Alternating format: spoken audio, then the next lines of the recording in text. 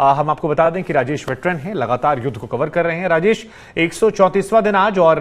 फरवरी से लेकर अब तक 350 से ऊपर बच्चों की मौत की बात की जा रही है, मॉडल की मौत की बात आई है। जरा दर्शकों को बताइए सबसे पहले कि अपडेट क्या है इस पूरी खबर को लेकर। आज 134वें दिन की क्या है बड़ी कहानी रूस यूक्रेन युद्ध की, आपकी जुबानी।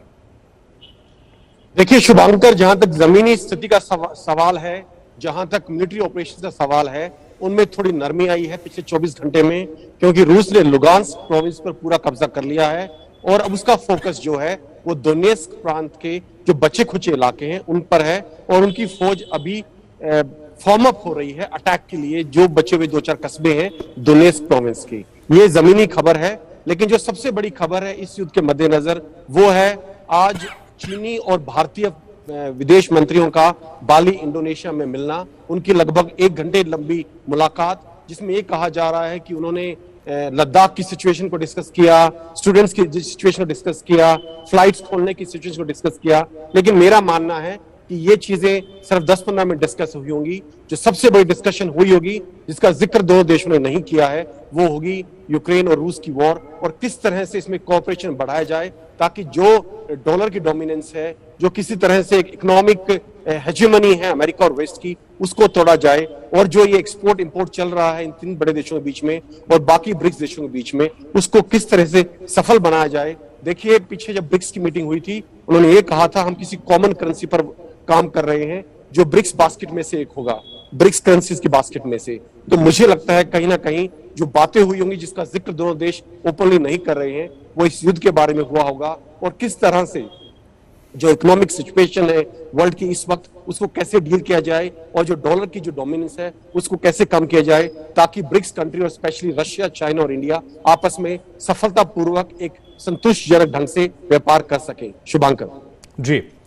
ये तो आपने बताया ब्रिक्स देशों को लेकर भारत चीन के लिहाज से, लेकिन आज एक और बहुत बड़ी खबर आई कि बोरिस जॉनसन ने इस्तीफा दे दिया है और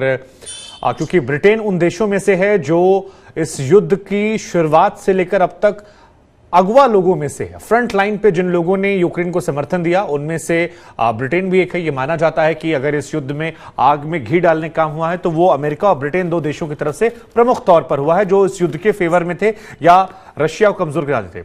अब जब बोरिस जॉनसन का इस्तीफा होता है तो इससे क्या बदलाव, क्या असर इस युद्ध पर आप देख रहे हैं, क्योंकि यह खबर भी आज दुनिया के लिहाज से बहुत बड़ी है।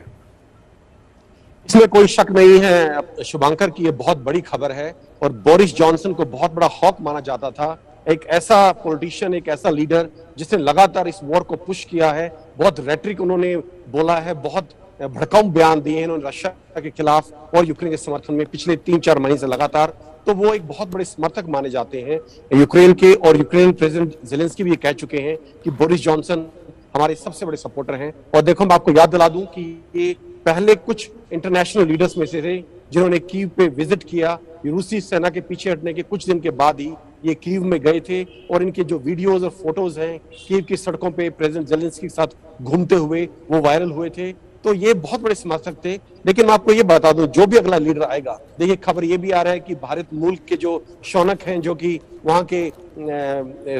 फाइनेंस चांसलर थे, ये भी खबर आ रही है कि फ्रंट रनर हैं बोरिस जॉनसन को रिप्लेस करने में एक प्रधानमंत्री के तौर पर। लेकिन जो भी प्रधानमंत्री आए, हम इस चीज के निश्चिंत रहना चाहिए कि जो ब्रिटेन है उसका सपोर्ट यूक्रेन के लिए लगातार जारी रहेगा, क्योंकि ब्रिटेन और अमेरिका इकट्ठा मिलकर काम करते हैं। पिछले अगर 80 सालों के आप इतिहास पर नजर डालें, कभी भी एक दूसरे के बरखिलाफ नहीं गए हैं और इनका जो सपोर्ट है, military support, economic support Ukraine के लिए लगातार जारी रहेगा, जैसा बोरिस जॉनसन के वक्त में हो रहा था।